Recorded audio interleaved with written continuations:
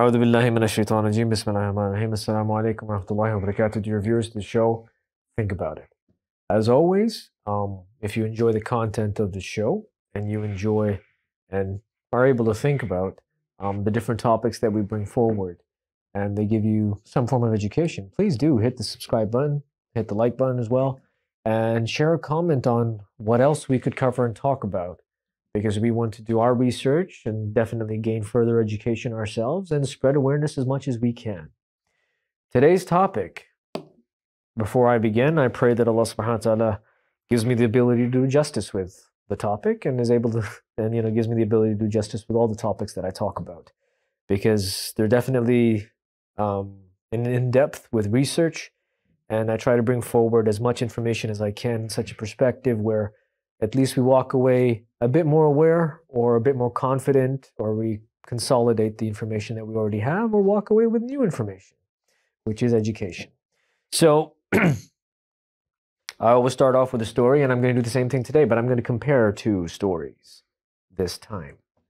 The first story is of 1985. There's a young boy, his name is Adam. He comes home and his parents say that, oh, we got a television. TVs were not that common in the 80s everywhere. And he's like, oh, yay, we got a television. And so he goes and he sits in front of the television, and his dad flips through different channels, and he gets to a channel where there are cartoons going on, or there's a movie going on, there's series going on. And Adam sits down and starts watching these movies, watching these series, and he's watching TV, and it's a new phenomena, so his eyes are glued onto the TV as well. Of course, there were bigger TVs back then. They had electrodes that used to shoot onto the screen, so it was advised that you kept a distance, and you had a light opposite to the the screen of the television, so that glare and those rays didn't affect you, so your eyesight would weaken. Whilst Adam was watching television, along came a scene where a lady was not dressed appropriately. 1985. The screen went black, but they could still hear what was going on. Adam put his head up and he's like, what's going on? And they could still hear the dialogue, but the screen was black. Like the blank screen, but I could still hear the dialogue. And they went and they tapped on top of the TV. They looked to the side. They said, oh no, the picture went. What happened? And then all of a sudden, when the woman's voice ended, that means she left that scene, the picture came back on. He got back and he said, it's working now. What's going on? And Adam noticed a few times afterwards that whenever someone would wear something slightly revealing, slightly inappropriate, the screen would go black from the municipal or the provincial or the federal government side. This was censored, basically. This type of censorship existed. And it upgraded with time. So there were times when a scene would take place that would be inappropriate in today's terms as well. And they would start showing another scenario, flowers, or a blue screen would show up. Or they would say that this scene is censored, and they would actually mention that. And then when the scene would be completed, it would end, then the footage would come back on as normal. This is how Adam grew up.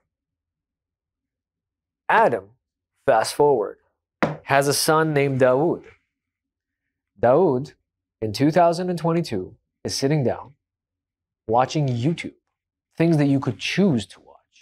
In the 80s, you used to get a TV guide. You used to see what was going to come on at what time, and you were going to sit down, make time for it to watch it, because if you didn't, you would miss it.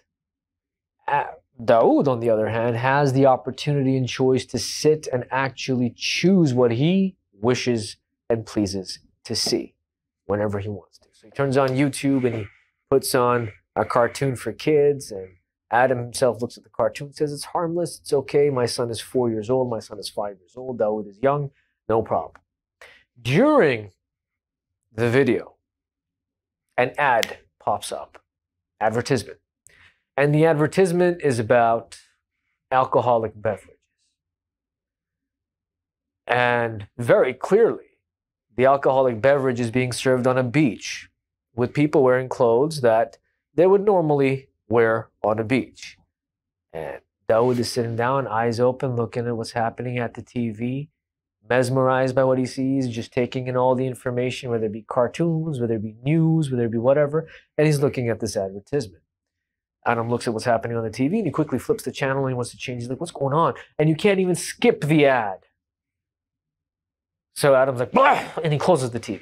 When he closes the TV, Dawood starts crying, I want to watch what I want to watch. And he throws maybe, a bit of an argument in the air with his father and everything. And then his dad quickly opens up the TV again to see if that ad is gone or whatever. But what Adam realizes that moment is that things that were censored in Adam's time as an infant, as a child, through adolescence, are no longer censored in Dawood's time, are no longer seen as vulgar. However, is this okay? That's the question. Is this all right? Today's topic is censorship. I hope, as I said, and I pray that I'm able to do justice to this topic with the amount of research that I've done, inshallah khair. We look at the history and the effect of censorship. First thing you need to do is you need to understand what is censorship. I have a very definitive definition of it over here that I've gone through different sources to find out exactly what censorship is. I didn't want something that was biased or partial or different or has changed in meaning. So from the year 1360 onwards, different dictionaries, different, thesaurus and different libraries and institutions, the concept of censorship, even though the word censorship did not exist, it was a different word before, they say to avoid or suppress elements considered to be obscene, offensive, politically unacceptable, a threat, or inappropriate. So to suppress things that are obscene, that means that are ridiculous, that are crazy. So people used to do crazy stunts. Let's say, for example, in movies, when somebody is in a car and the car is burning halfway through and they're going up a ramp and their car is flying halfway in the air and they're going on a speed of 260, God knows what's happening, and they're shouting and they take out a gun at the same time and they look on the side and they're shooting and their car flies forward and comes down and falls. That was known to be obscene. Not obscene because it wasn't cool or whatever, but because it was so fictitious. It was so fake. I mean, it's not realistically possible. There's only like a 0.0000001% chance of that ever happening. That even things like that would fall under censorship. They would not be shown because people could be motivated to do things. Now, offensive. Offensive means if somebody looks at something and says, hey, I don't like that. You feel hurt because of something. You feel as though someone has violated you, insulted you. That is feeling offensive. So if something was offensive, it was censored. If something was politically unacceptable, if something that was done in politics, let's say, for example, the language that is used is not politically correct. Let's say that the terminology that is used is not politically correct. Then it would be censored. If something was known to be a threat, that means if a movie comes up or if a show is happening or if someone says something on the news and writes down about how we're going to have war and I'm going to kill and I'm going to do this or I'm going to hurt, something of the sort, that would be censored. And then all these different types of, if anything is inappropriate as well, that means vulgar or not so good to the eyes to watch. And that's any age. It doesn't mean if you're young you can't, if you're older go at it. No. At any age. Things that are vulgar are always going to be vulgar. So we need to be able to understand that. And these facets basically in today's world would fit towards television, books, and social media. So basically what I understood from all the different research that I did, and I would like to bring in front of you, is that it meant that they would keep things away, not allow things to be shown that are prohibited, not allowed, to come in public awareness. So if you go back in the day when there were no televisions and you had bike messengers or you had people who had those bells and they used to be shouting out news and whatever the case is just to inform and make everybody aware in a place, they would make sure that they don't say anything that was unacceptable or not allowed at that time. Okay, fine. Not allowed makes sense. However, what does it mean in today's context? Censorship, not allowed, prohibited. All these terms, obscene. What is obscene in today's context? Offensive. What is offensive in today's context? What is politically acceptable? What is a threat? What is inappropriate? What are these things in today's concept, in today's context, in today's life, in this generation exactly? So I went through some definitions of where censorship falls. So I saw a website which you can go on and have a look at. It's called the Beacon of Censorship. It dates censorship back to 1869. And it says that censorship looks towards closing in on freedom. So your freedom to express is gone because of censorship. Your freedom to do is gone because of censorship. Your freedom to think or express is gone because of censorship. And I took a look at all these different definitions and what comes under this freedom aspect.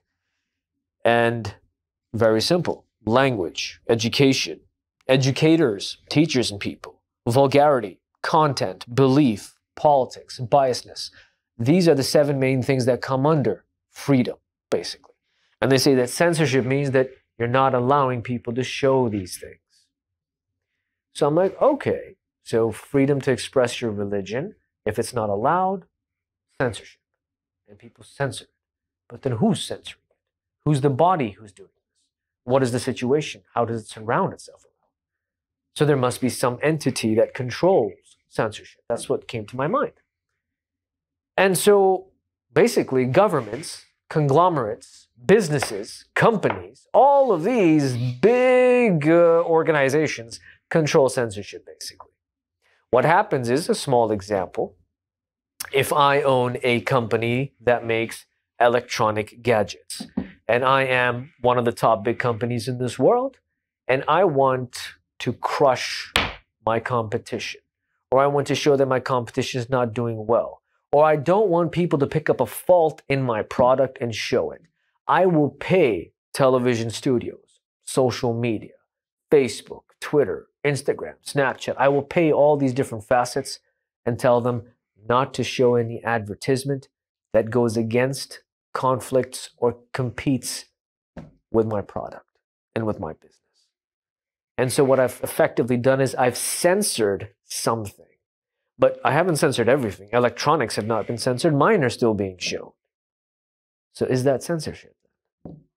Does that mean censorship in today's world? If a company controls what is shown and what isn't shown, but shows vulgarity or shows something like alcohol, but then doesn't show alcohol for another company, is that actually censorship? So I continued my research. I told you about the Beacon of Censorship that dates back to 1869. I've got some more, and I'll talk to you about them after the break. Stay tuned. Think about it. Assalamu alaikum wa rahmatullahi wa barakatuh. Welcome back to the show, Think About It. I'm your host, Salman Qureshi. We have been talking about the concept of censorship. We talked about what censorship is and what it theoretically means. It means to not show to the public, not to make the public aware of certain things that are considered obscene, offensive, politically unacceptable, a threat, or inappropriate. So these are 5 things. Now, these 5 things can also be subjective. These 5 things were also very different in Adam's time in 1985 and are very different today in 2022. So I want to get to the bottom of what's going on. So let's go all the way back, and we'll go from bottom up. In 1227, the year 1227, 2022, 1227. That's where we're going.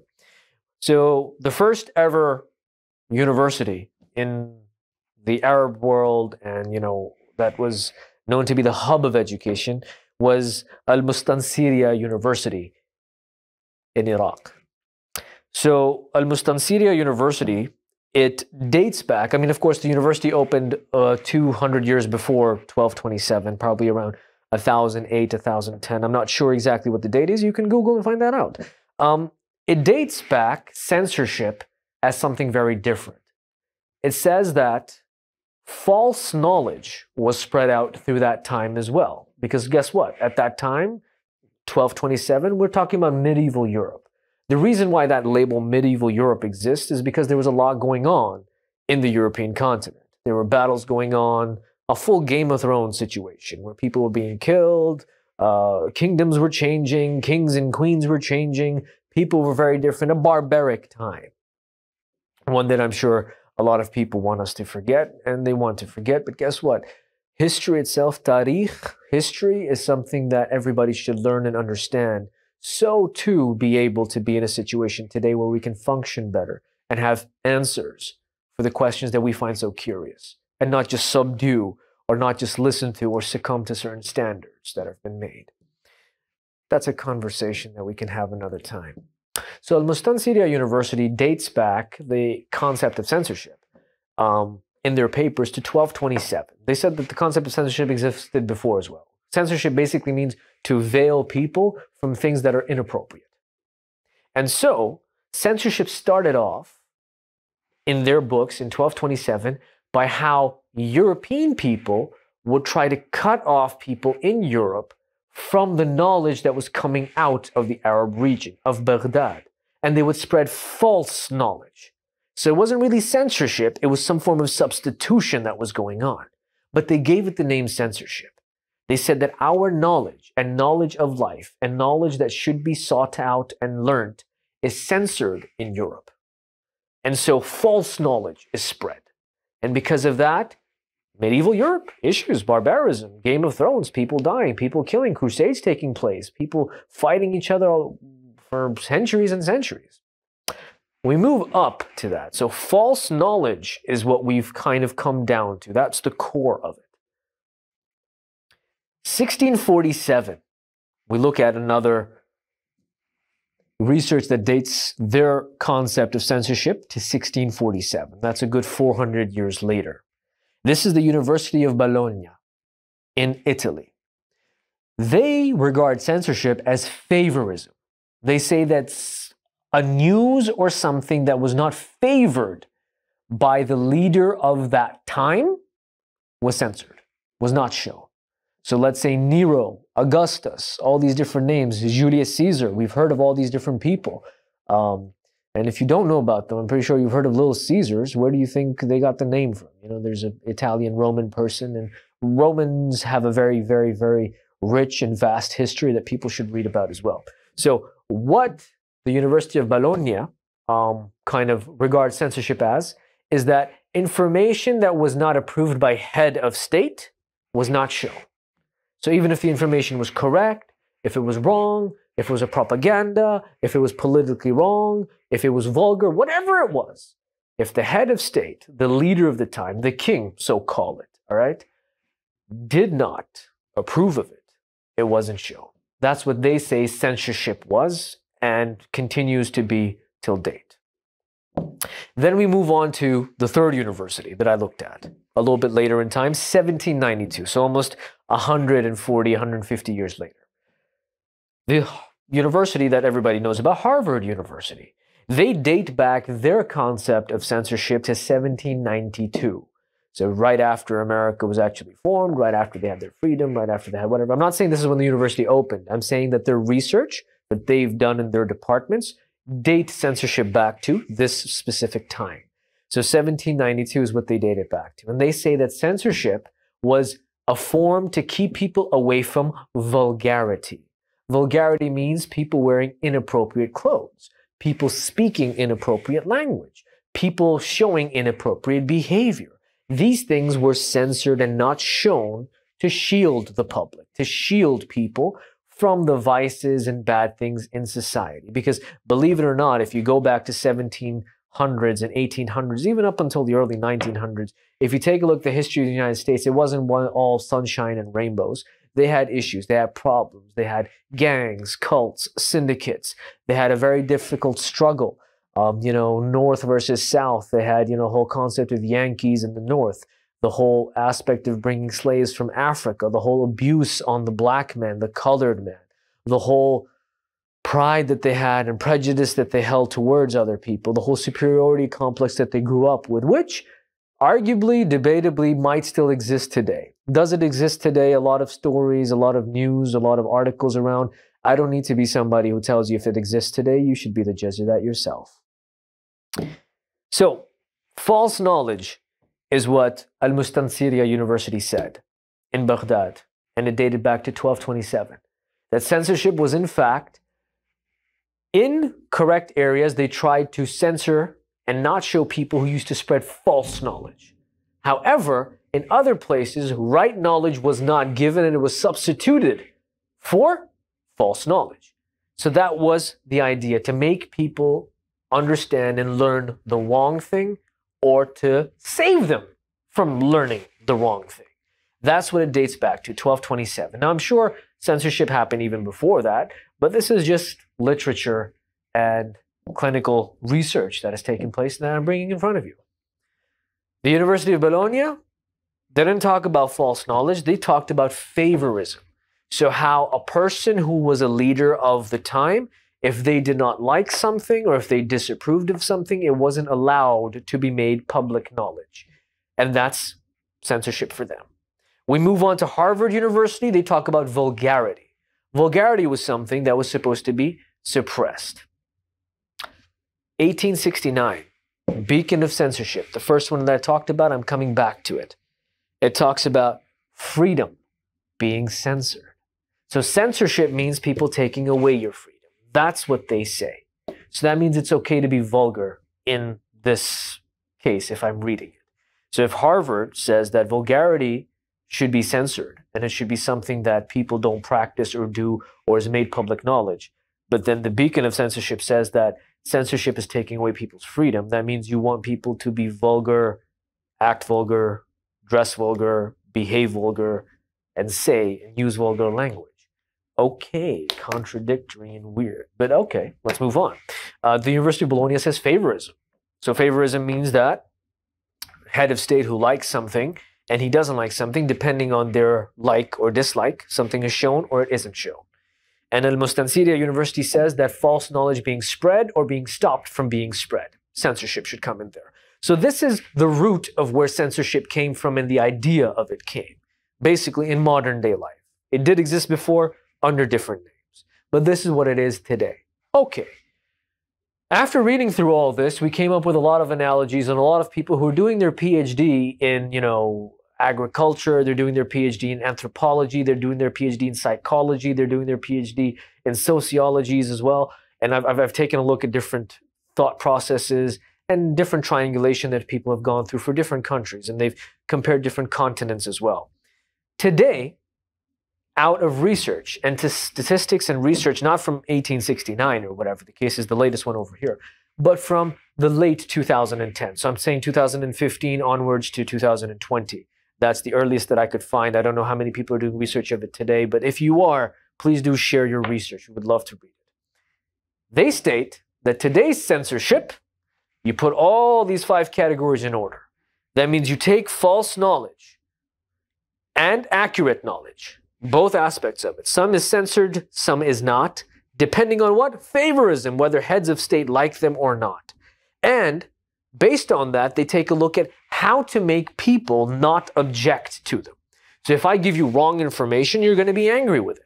But I, because of my favorism, I'm not allowing the right information to come out. And then when you object to me giving you wrong information, you're like, what are you doing? I'm like, you know what? Give him a slap of vulgarity. Show him some vulgar stuff. Maybe his mind's going to change or her mind's going to change.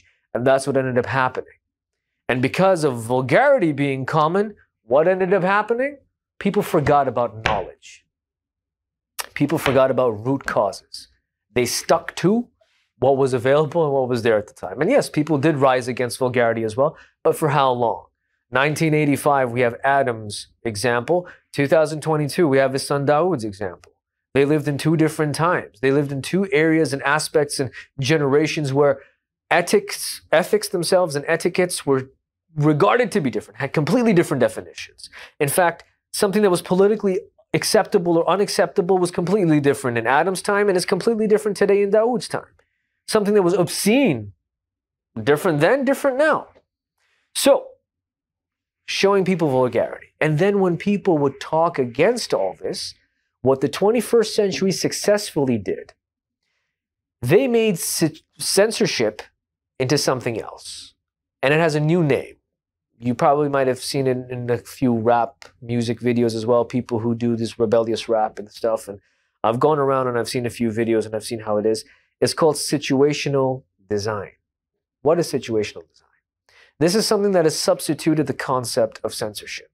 Censorship isn't not showing you something that's not good for you. No, no, no.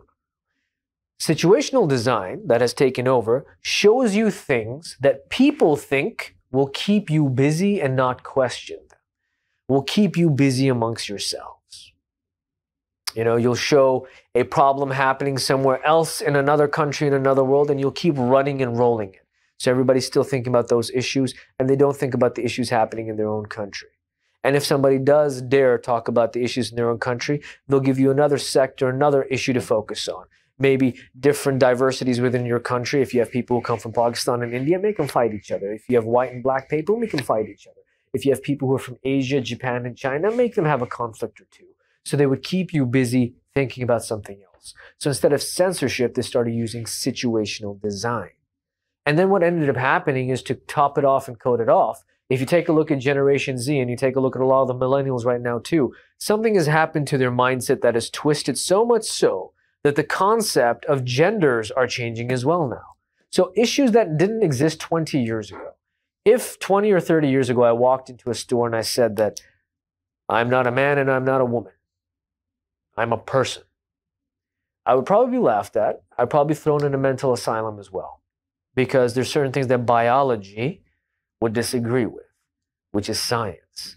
So it's not about defining who you are. And all these circular definitions that people have, that I identify myself as something, these are the issues that came up.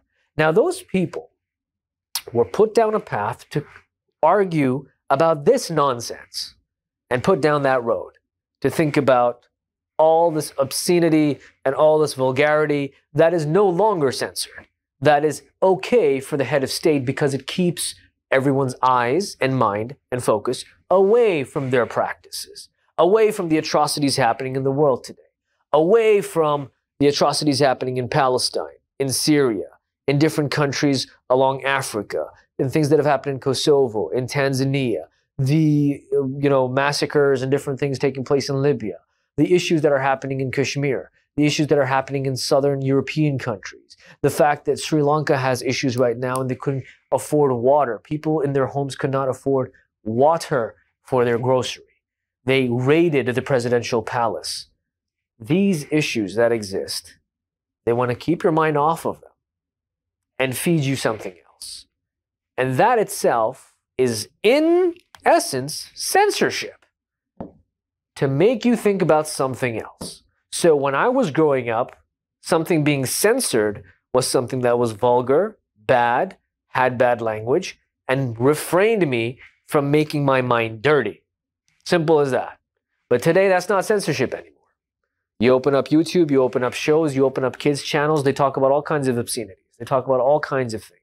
Not an issue. But they don't want you to focus on the actual problems that are taking place in the world. And that is what censorship is. That is what modern day censorship is. Take a look at it and think about it.